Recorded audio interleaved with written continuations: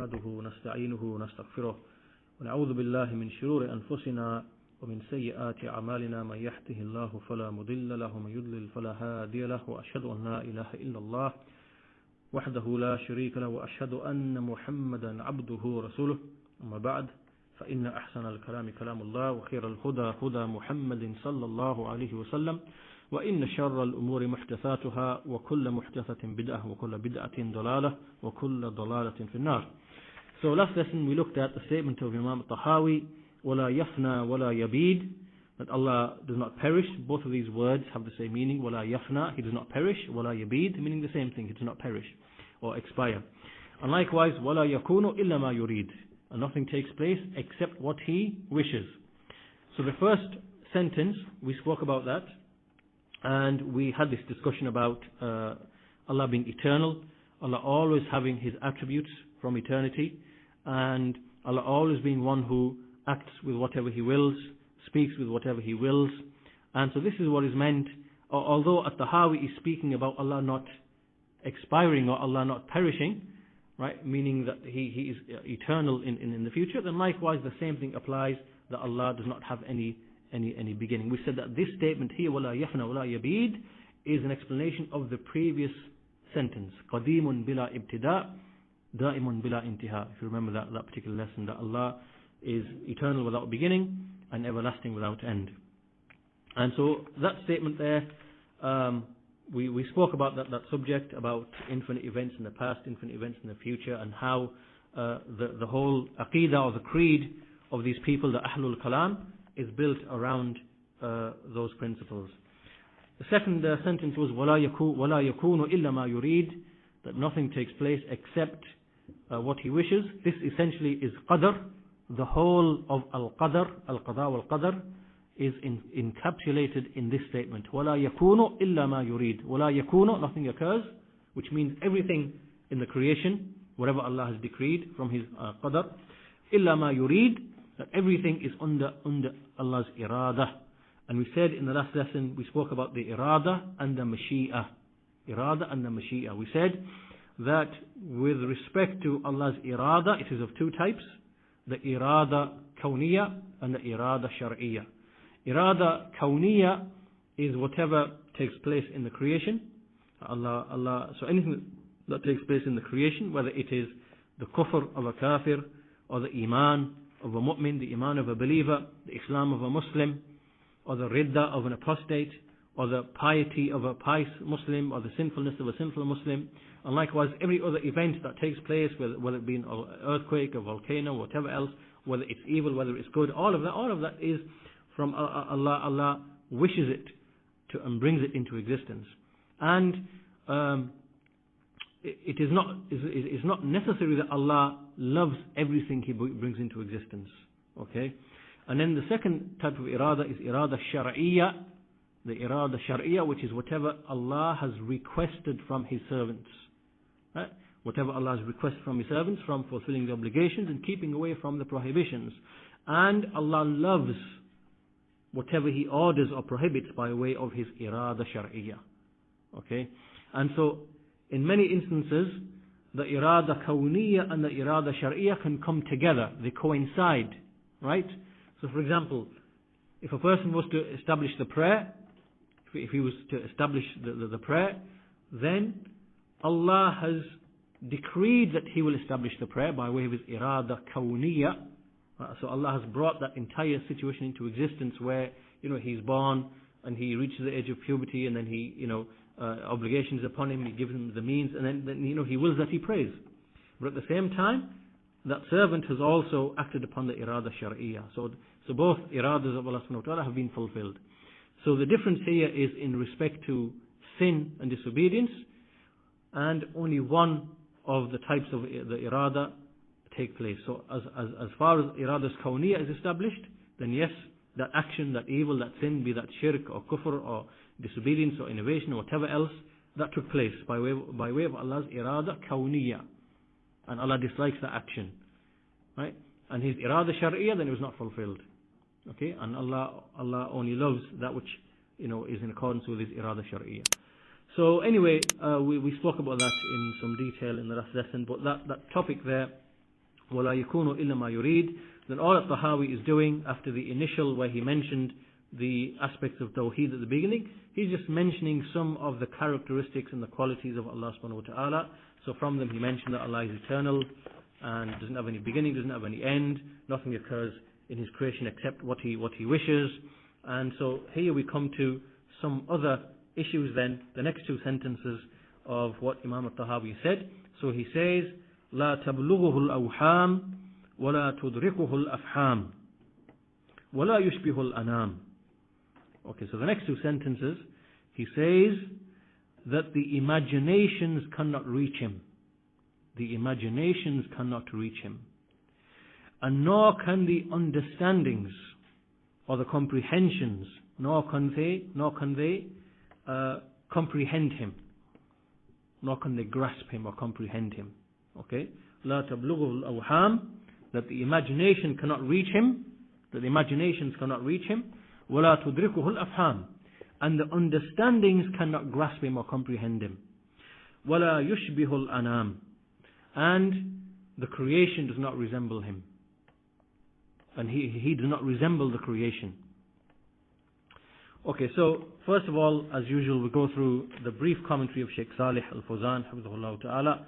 And so he says that this statement here really, that the imagination cannot reach him and the comprehension cannot grasp him, then this means that Allah subhanahu wa ta'ala, He is greater and mightier than that anyone or anything should be able to actually grasp Him, meaning to fully comprehend Him, right? To completely surround Him in knowledge and grasp Him in knowledge, right? Just like we can grasp things which are from the worldly affairs and gain more or less complete knowledge, or as much knowledge in a manner that more or less, where we have comprehended that thing, then this is impossible with respect to Allah subhanahu wa ta'ala. Allah cannot be comprehended, nor can He be grasped, because Allah is greater and mightier than that anything or anyone should be able to grasp Him and grasp His reality and grasp the complete knowledge and understanding of Him. Allah subhanahu wa ta'ala says in Surah Taha, يَعْلَمُ مَا بَيْنَ أَيْدِيهِمْ وَمَا خَلْفَهُمْ وَلَا يُحِيطُونَ بِهِ عِلْمًا. So Allah says that He knows that which is before them and that which is behind them. And then He says, and this is the point of evidence, وَلَا يُحِيطُونَ بِهِ عِلْمًا, and they do not comprehend Him in knowledge. They do not grasp Him in knowledge.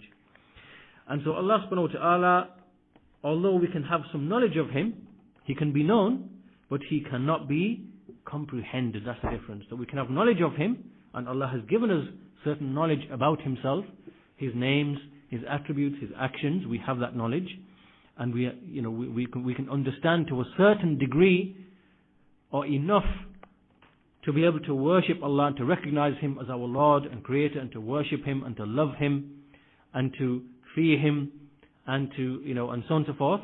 So that much we have been given and we have been informed.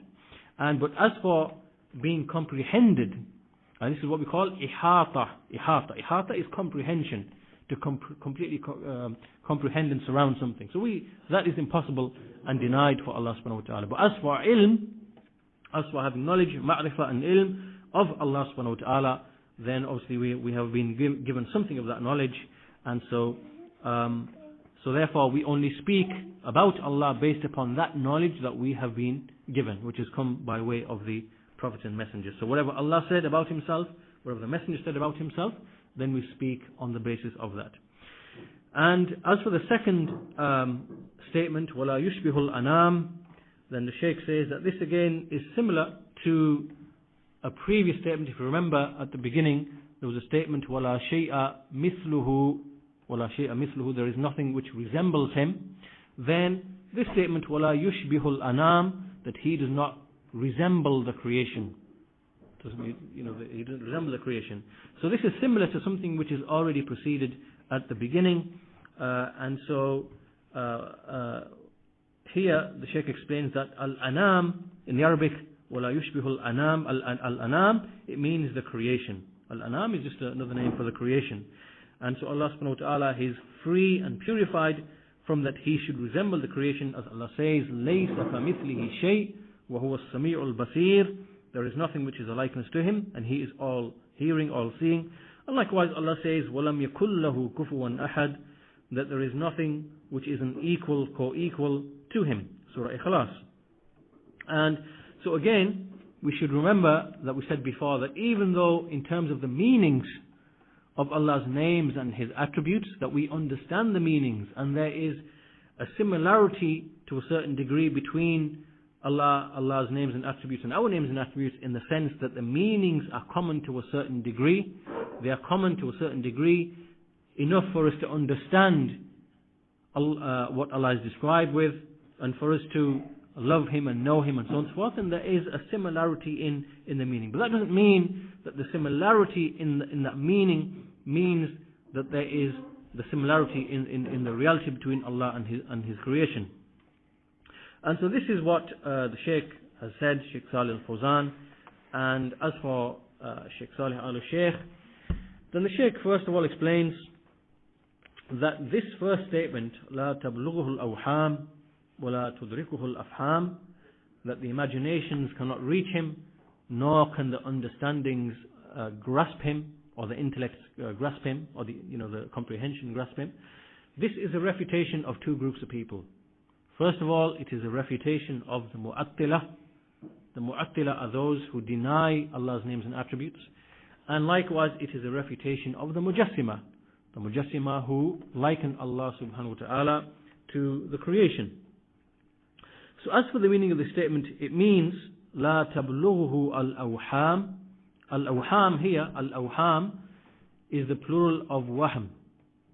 Wahm just means imagination, some thought or imagination that comes in your mind. And so what it means is that when a person, he starts thinking in his mind, and he starts, his imagination starts flowing, and he starts thinking and he starts picturing things and imagining things in his mind, then it is not possible for him by way of that activity to come to describe Allah subhanahu wa ta'ala, or to reach how Allah is truly described, or to reach how Allah's essence is. It is impossible by way of that action in the mind, right? Just by sitting, imagining, thinking, passing thoughts through the mind, passing pictures through the mind, right? This is impossible for the knowledge of Allah subhanahu wa ta'ala, for a person to reach the knowledge and description of Allah subhanahu wa ta'ala.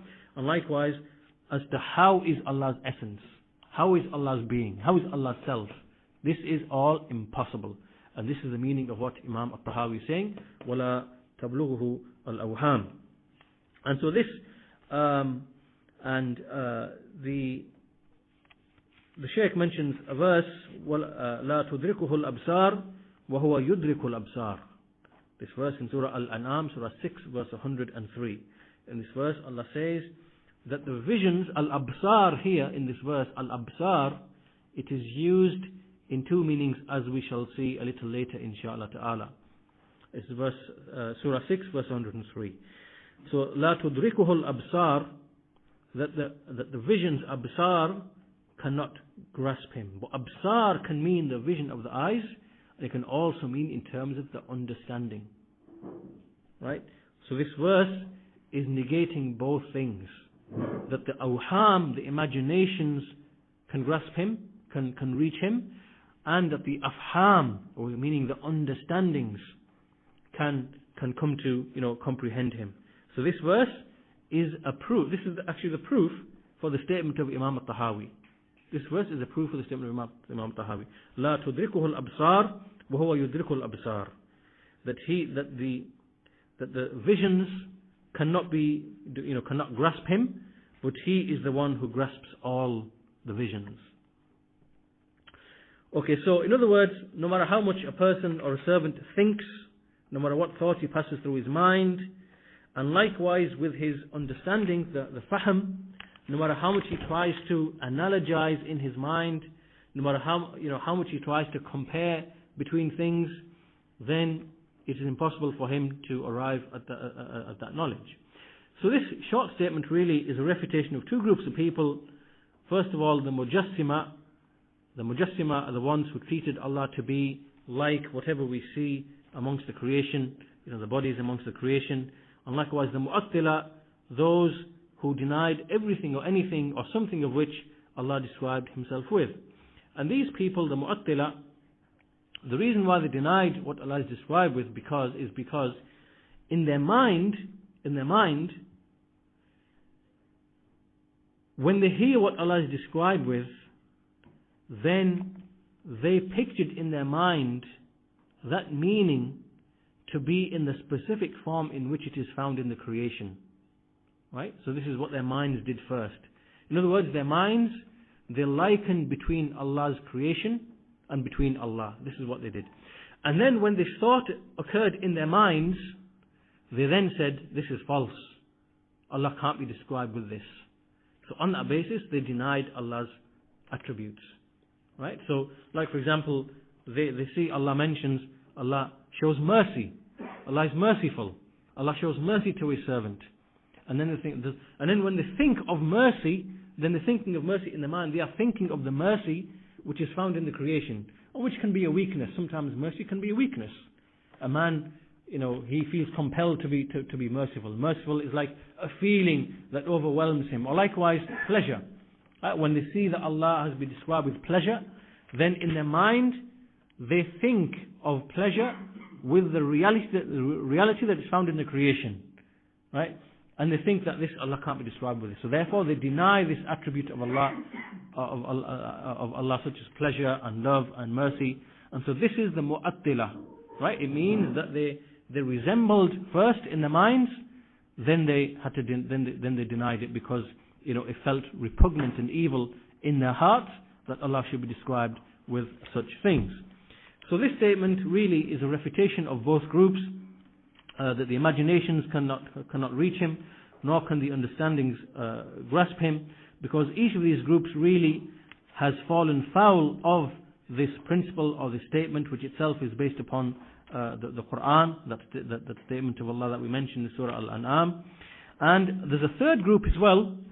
There's a third group, in fact, who are also refuted by the statement, and they are the Sufis. The Sufis.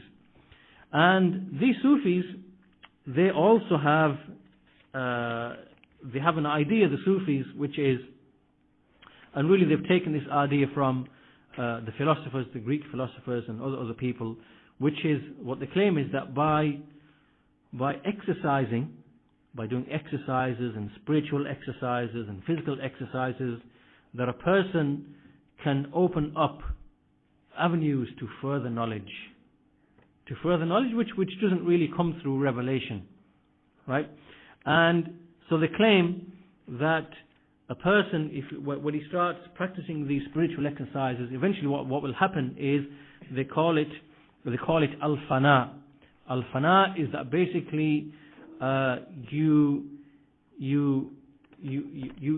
perish in the sense that you move to another level of realization, like in knowledge, and you no longer see everything around you as the created and the creation, right? And the barrier is now no longer there between you and between knowing and seeing Allah directly, right? So by way of these spiritual exercises, you reach this level, and once you reach this level, it is as if now all those physical barriers are now gone, and it is as if you are seeing Allah directly. Everything you see is Allah subhanahu wa ta'ala. Everything you see is the attributes of Allah subhanahu wa ta'ala. This is the Sufis. And so therefore, it means that whatever they are looking at is Allah subhanahu wa ta'ala, and this again is batil, it is false, and it falls foul of this principle, which says that the imaginations cannot reach Him, nor can the understandings come to grasp Him. But this is the third group that we should be aware of, that they also fall foul into this, with respect to this principle. Okay, now there are a number of principles the Shaykh mentions here, and he's going to speak here about knowledge and how do we acquire knowledge, right? So this is something that you should pay attention to. He says that Allah subhanahu wa ta'ala mentions in the Quran, this is the first issue that we're discussing, the first mas'ala that we're discussing. So he says, Allah mentions in the Quran, وَاللَّهُ أَخْرَجَكُم مِّن بُطُونِ أُمَّهَاتِكُمْ لَا تَعْلَمُونَ شَيْئًا وَجَعَلَ لَكُمُ السَّمْعَ وَالْأَبْصَارَ وَالْأَفْئِدَةَ لَعَلَّكُمْ تَشْكُرُونَ. Okay, in this verse, which is in Surah An-Nahl, Surah 16, verse 78, in this verse, Allah mentions the basic principle regarding mankind and knowledge. This is the basic principle. So in this verse, Allah says, Allah brought you out from the wombs of your mothers. Allah brought you out from the wombs of your mothers whilst you did not know anything. And then He made for you the faculties of hearing and seeing and feeling and understanding. Al-af'idah, meaning the faculty of understanding and feeling. لَعَلَّكُمْ تَشْكُرُونَ, in order that you may be grateful. So now this verse establishes the basic foundation in terms of knowledge. So this verse basically means that mankind is born being ignorant, having no knowledge whatsoever. Then Allah gave him certain faculties, the faculties of hearing and seeing and feeling and grasping and understanding. And then through those faculties, gradually and step by step, he begins to acquire knowledge. Right? So knowledge, the acquisition of knowledge is a gradual step-by-step thing by way of the faculties that Allah subhanahu wa ta'ala has given to mankind. Okay, that's the basic principle. Now, from this point, how does mankind acquire knowledge? How does mankind grasp knowledge? What is the basic route and what is the basic process through which Allah subhanahu wa ta'ala has granted mankind to the ability to acquire knowledge and to acquire understanding? The Shaykh says that this type of knowledge, or this theory, the Shaykh mentions that even the philosophers themselves have a theory as to how mankind acquires knowledge, and this theory is largely correct because it agrees with what we know in the Quran and the Sunnah, right? At a broad level. So how does mankind acquire knowledge? This is done in two ways. First of all, the first way is by way of the five senses. Okay, so with the five senses we mean touch and seeing and smell and taste and hearing, right? The five senses.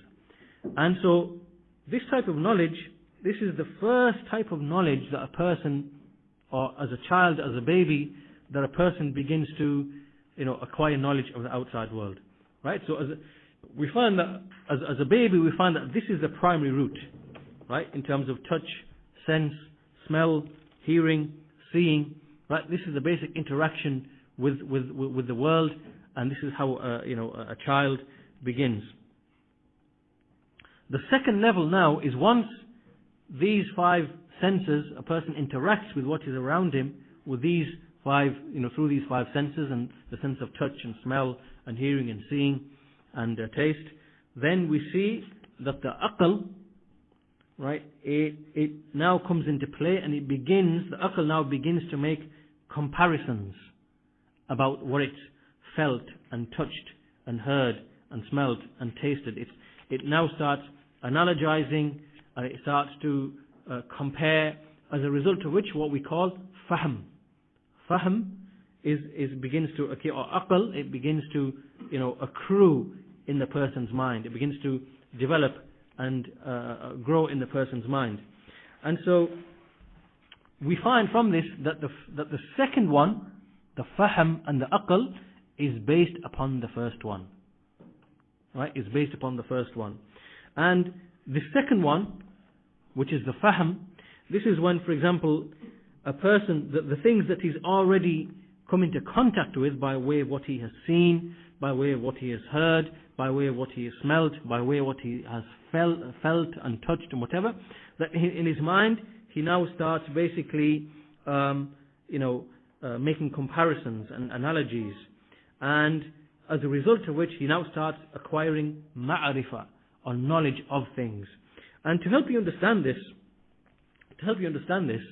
say for example, a person, he might see a pillar, or he might see any object. He sees a pillar, for example, and he sees that the pillar is a certain size and a certain bulk, right? And then he sees another pillar somewhere else, right? And then he now, in his mind, he's comparing between, well, that's a large one and that's a small one. That's made of marble. This is made of, something else, limestone, whatever, right? So now he starts making comparison in his mind. But the asl in the beginning, it all originated from the basic 5 senses, right?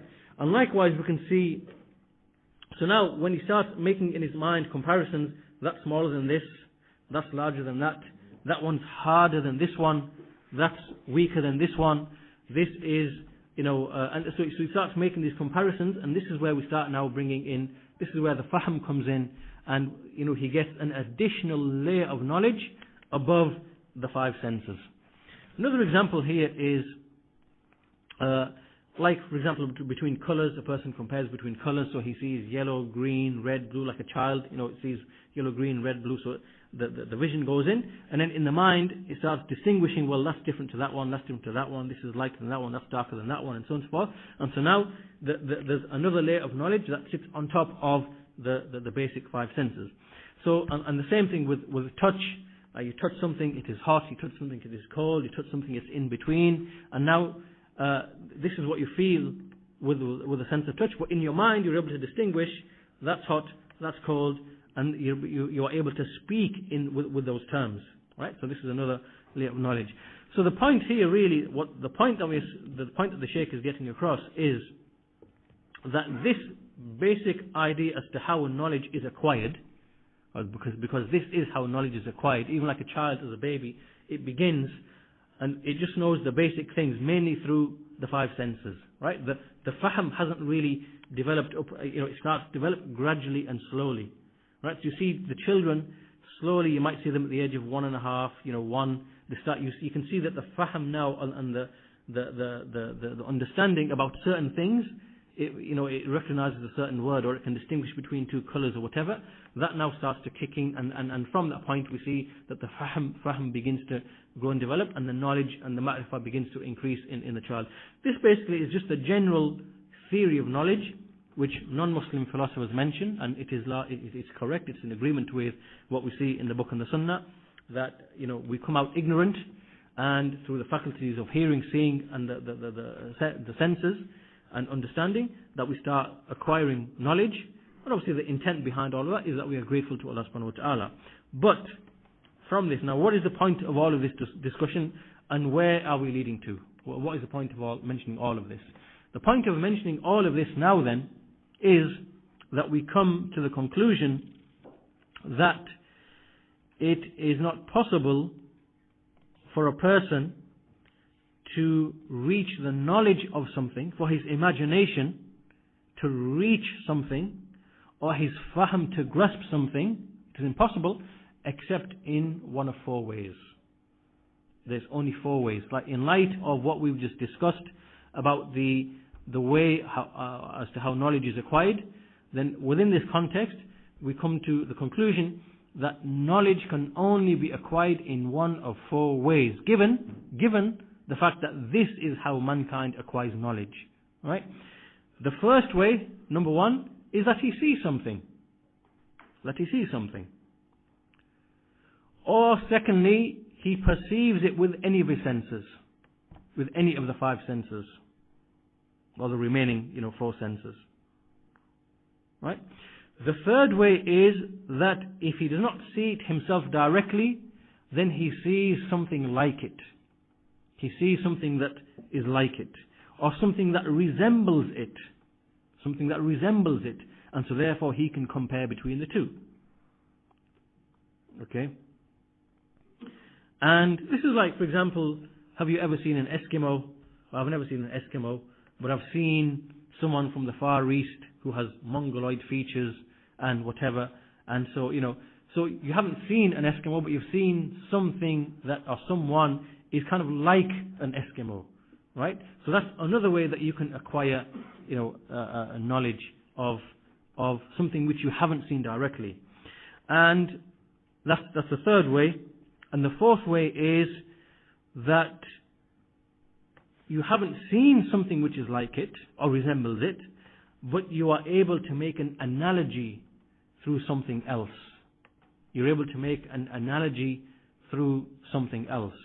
This is like, for example, you might say, have you ever seen a certain fruit that grows, for example, in the Caribbean? Right? You've never seen that fruit. Right? You never heard of that fruit before. You've never seen that fruit. And then someone might start describing it to you. Well, they say, okay, basically it's about the same size as an apple. It's, got like a reddish, creamish type of color, and it tastes like such and such. And then in your mind, what you're doing is now, while that person's describing it, in your mind, you're now trying to make analogies and comparisons between the sum whole of your previous experience. So maybe an apple flashes through your mind, maybe the taste of an apple flashes through your mind, maybe the taste of a pear flashes through your mind. And so as that person is describing something to you which you have never seen before, your mind is now trying to come to some fahm by way of analogies and comparisons, so that you can get a basic idea of what is this thing that that you've never seen before. Likewise, another example here would be like an animal. Maybe there's a type of animal that you've never heard of before, you've never seen before, maybe a type of fish that you've never heard of before, never seen before, and then so someone starts describing it to you.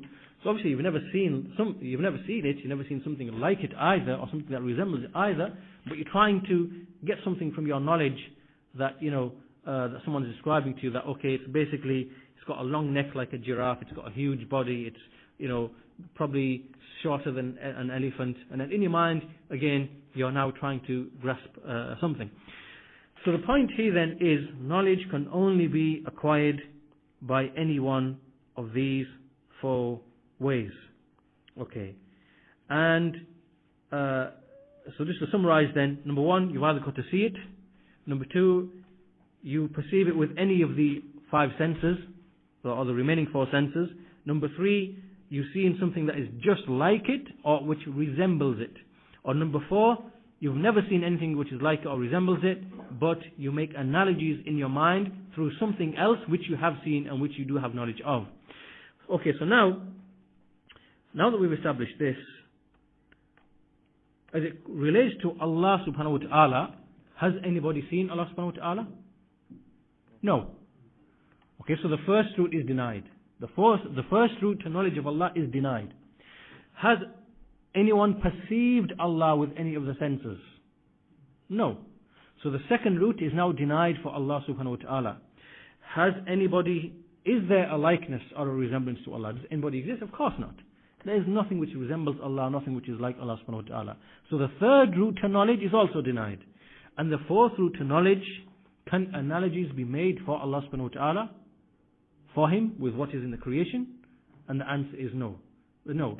So now we've found that all four routes to knowledge, which are themselves built upon how mankind acquires knowledge, the two stages, first of all through the five senses, and then the level of fahm when a person uses what comes in through the five senses to reflect in his mind, that we said that all of this is completely denied as it relates to knowledge of Allah subhanahu wa ta'ala. So it means that the ma'rifah, the knowledge of Allah subhanahu wa ta'ala, is completely out of the scope of mankind through these particular ways, through these four ways. And for that reason, for this very reason, Allah subhanahu wa ta'ala, He sent the messengers. He sent the messengers to explain to mankind the attributes of their Lord, the attributes of their Creator, because He has never been seen, He has never been perceived by any of the senses, there's never been seen anything which is like Him, because there is anything which is like Him or which resembles Him, and nor can any analogy be made for Him from anything else. Therefore, Allah sent the messengers. Allah sent the messengers, He revealed the books, and this is what is meant then. This therefore is an explanation of the statement of Imam At-Tahaawi, لا تبلغه الأوهام ولا تدركه الأفهام, that the wahm, that the awham, the imagination, cannot reach him, and nor can the understandings, can they grasp him. And this shows then that this is the first issue that we wanted to raise. And the second issue that we are going to raise is that the difference between al-awham and al-afham. Al-awham and al-afham. Al-awham, the singular is al-wahm. Al-wahm. And al-afham, the singular is al-fahm. Al-fahm. Wahm is imagination. Is imagination.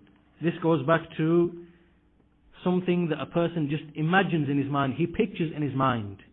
Okay, you picture something in your mind. This is something different to fahm. Fahm is something you understand, you come to understand in your mind. Okay? So the wahm goes back to khiyal. Khiyal is to picture something in your mind. Right? That's wahm. Right? So this is denied for Allah subhanahu wa ta'ala. And as for the fahm, what do we mean by fahm? What do we mean to understand something? What do we mean by that?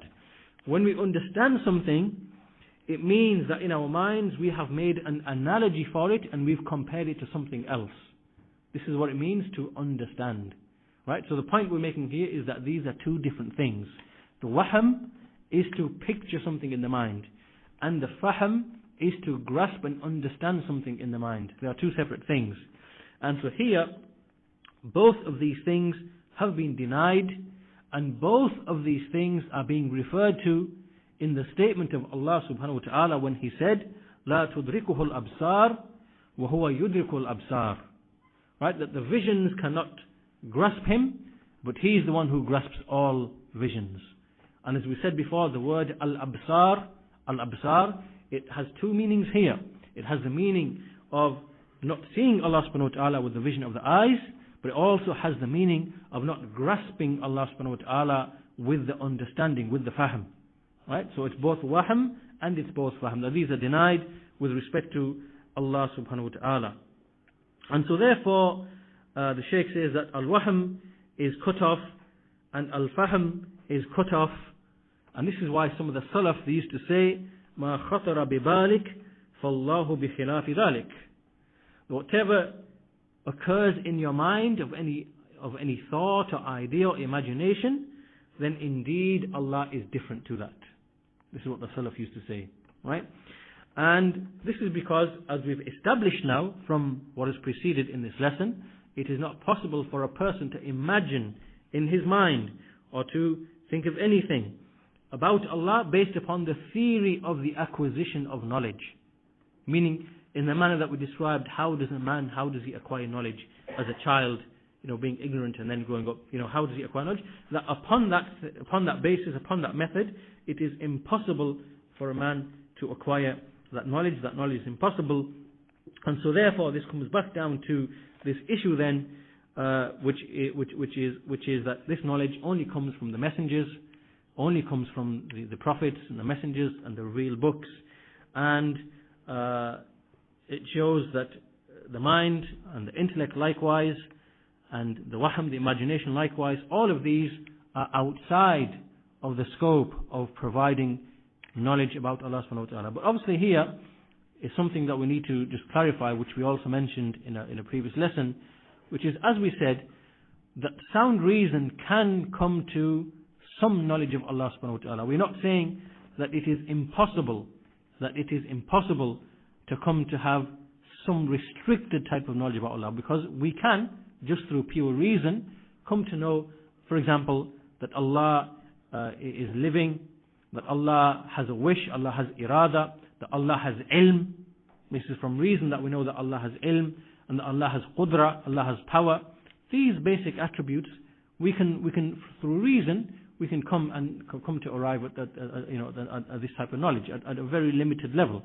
But in principle, knowledge of Allah subhanahu wa ta'ala cannot be grasped, cannot be comprehended, by way of the mind and the way and the fahm and the wahm and the aql and the way that we mentioned how mankind acquires knowledge. All of this is impossible. And so this whole discussion, really, where are we going with this discussion? What is the point of all of this discussion? What is the core point that we are making here? The core point here is the difference between the methodology of the Salaf with respect to how do they speak about Allah subhanahu wa ta'ala compared to the groups of innovation, compared to the Mu'attila, compared to those who deny Allah's names and attributes like the Jahmiyyah and the Mu'tazila and the Ash'ariyah and the Maturidiyah, and compared to the Mujassima, those who liken Allah to the creation, and those who liken Allah's attributes, the Mushabbiha, who liken Allah's attributes to the creation or resemble them to the creation, or who claim Allah is a body, like we have like other created things. Then obviously our speech about Allah is different to them, and this is based upon this whole discussion that we've had today, based upon this speech of Imam Tahaawi, that it is impossible for mankind and the way how he acquires knowledge for him to comprehend Allah in knowledge, or even for him to learn about Allah's names and attributes in a detailed sense. And so this brings us to the end of this statement, لا تبلغه الأوهام ولا تدركه الأفهام. And as for the next statement, ولا يشبه الأنام, and he does not resemble the creation, then this again is a sentence which is very similar to the statement before, ولا شيء مثله. And about this, I refer you back to that discussion. And again, this meaning is straightforward, that there is nothing which resembles Allah in His essence, nor in His names, nor in His attributes, nor in His actions, and nothing from the creation resembles Him in that regard. Although, when we speak about resemblance, we are speaking about the resemblance in the reality of the affairs. We're not speaking about resemblance in meaning. If you remember, we already discussed in previous lessons that there is a certain degree of similarity in the meaning. And without that similarity and resemblance in meaning, then it would be impossible for us to have any knowledge of Allah subhanahu wa ta'ala. So anyone who denies the meanings, then he is basically denying any knowledge of Allah subhanahu wa ta'ala. He is depriving the hearts of coming to know Allah, coming to love Allah, coming to hope in Allah, coming to fear Allah. So what we say, that when we say that nothing resembles Him, we are speaking here in two senses. Number one, in the reality of how the attribute is, the kayfiyya, the haqiqa, the reality and the how it is, and nothing resembles Allah's attributes in any of that.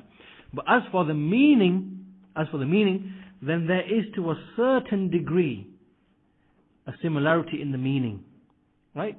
But as for the complete and perfect meaning, then again we do not grasp that. To give you an example, when we speak about Allah's knowledge, when we speak about our knowledge, right, there's a certain degree of shared meaning in that, where you can understand what knowledge is, you know what knowledge is, right? But then there's a higher level of the meaning, as in what is the meaning of knowledge in a complete and perfect sense as with Allah. We don't know what that is. We don't know what that is. We don't have that knowledge. But we know that there's a certain degree, there's a shared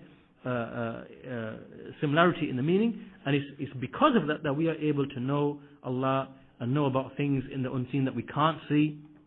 Like for example, the soul we have never seen, but we know that the soul can speak and it can hear, and we know that the soul, it has a smell as well. But do we understand how that is? Do we know how that is? We don't even know what the soul is made of. What is the substance? We don't know that. If we don't know that, then how does it have attributes? How can it speak? Right? This is completely outside of our knowledge. If this is the case for a created thing, which is the soul, then how much more so for Allah subhanahu wa ta'ala? And what we mean here is that Allah is indeed described with meanings which have a degree of resemblance to the meanings we have in the creation. But as for the reality of how those meanings or those attributes exist with Him, then Allah knows best. And so this really is the position of Ahlul Sunnah wal Jama'ah, opposed to all of these different groups. And it's an issue that Shaykh al-Islam Ibn Taymiyyah rahimahullah discusses in detail in his book At-Tadmuriyya, and you can refer back to that. And so this brings us to the end of this lesson. And so really what we've covered here then, again, we see that At-Tahaawi really in essence has laid down some principles of methodology as it relates to how do we speak about Allah, how do we arrive at knowledge regarding Allah. And so with that we conclude the lesson. If there's any questions, inshallah ta'ala, we have a few minutes, otherwise we'll conclude there, inshallah.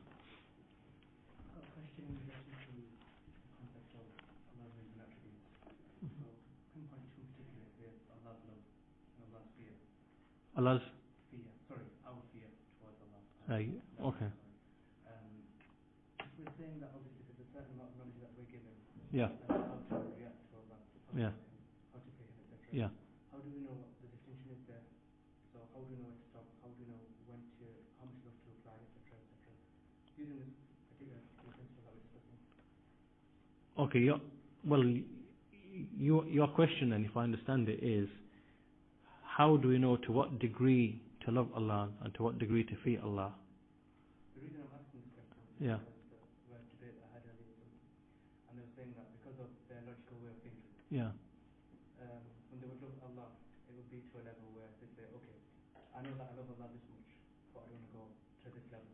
And then they came to the level of punishment, and they said that, okay, logically, if Allah punishes somebody, they were applying the same analogy that we Yeah. to you, that logically, if Allah punishes somebody, then his punishment, if you look at that punishment and think of it logically, you can always say to yourself, worm your way out of it, so to speak, and say that his mercy comes first. So as a result, they never fear. So that's why, to put that into context, how would you know what you're applying? Right? Yeah. Because he's kidding himself then to believe that there's nobody else around now. Well, that comes back down to the same thing that is mentioned, really, like the whole discussion that we've had, in the sense that, first of all, the amount that we should love Allah subhanahu wa ta'ala is itself based upon the knowledge of Him, right? And Allah has only revealed to us a certain amount of knowledge of Himself, right? So the sum whole of that knowledge that Allah has revealed about Himself to us is itself vast in the Quran and in the Sunnah, right? So no person is able to grasp the entire religion, right? After the Messenger, no person can grasp the entire, as in come to know the entire religion, right? As in every single authentic statement of the Messenger, no person can grasp the entire religion. Likewise, every single meaning of every single verse, to that level. Okay, so now a person who comes along and he's already decided that he has now got a limit as to where he will stop loving Allah, then this person is the most ignorant and stupid people, right? Because it means really, it is as if that the sum whole of the entire religion is only to the degree of where he is prepared to love Allah or fear Allah, as if that is where the religion stops, as if that is the extent of the religion, which is from his ignorance and arrogance. Rather, the religion is more vast than his limited mind, or crippled mind we should say, because there is a great deal more of knowledge of Allah, His names, His attributes, and which he is ignorant of, which would otherwise make him love Allah more and fear Allah more. And so this really is the statement of a misguided, astray person, a deviant, misguided person, in his mind and in his religion. And also we know that Allah subhanahu wa ta'ala has many names which He hasn't even told us of. That well-known dua to Allah subhanahu wa ta'ala, in which, oh Allah, asks you by every name that you have named yourself with, or which you have kept to yourself in the knowledge of the unseen. And there are names of Allah that we don't even know. There are certain beautiful names of Allah that Allah hasn't told us. And those names are such that they convey such beautiful meanings that if we were to know, just for argument's sake, in the context of this question, that if we were to know them, it would only increase our love of Allah subhanahu wa ta'ala. So that shows that for anyone to specify a limit for the love of Allah, or a limit to the fear of Allah, then he is misguided. He is misguided and he's ignorant, and this is from the greatest of jahl for these reasons that we've mentioned. Rather, we see in the Quran, Allah ordering us to fear Him, to have فَاتَّقُوا اللَّهَ مَا اسْتَطَعْتُمْ, to fear Allah as much as we are able.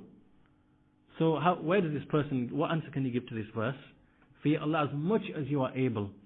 Right? Being as much as you are able doesn't mean, right, I've decided now that this is where I'm going to stop in my love of Allah, and this is where I'm going to stop in my fear of Allah.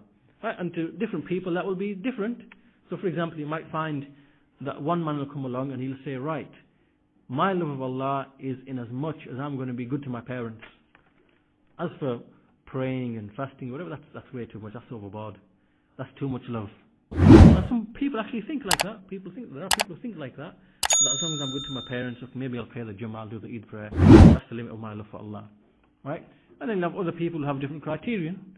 So now, if everyone was to think like this misguided individual, that each person now is going to specify where he believes his limit of love for Allah is, then you would destroy the religion. There wouldn't be any Islam left for the people. That they would because everyone would follow his own desires.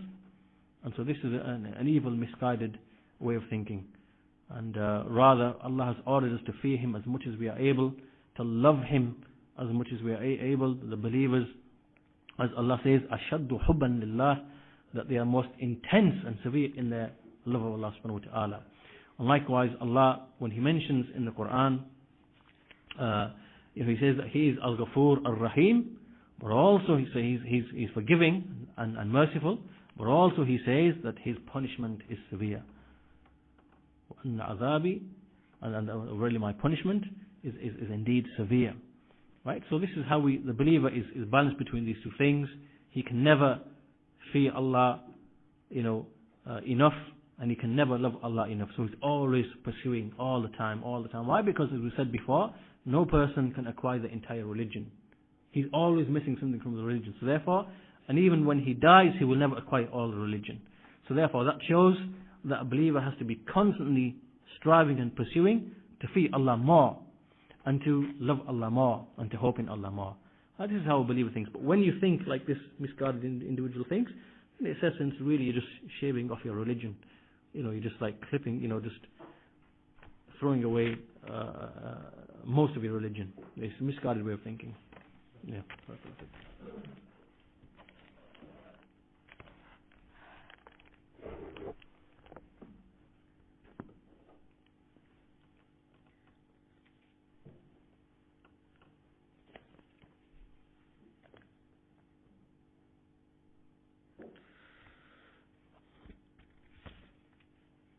Okay, I think there's some questions.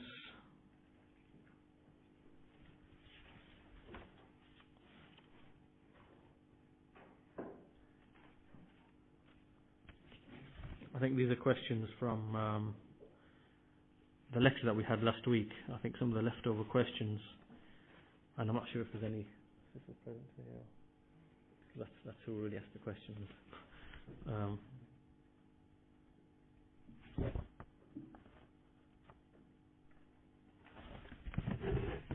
Some of them are really personal questions, I think. These are. I think we'll do one or two very quick ones.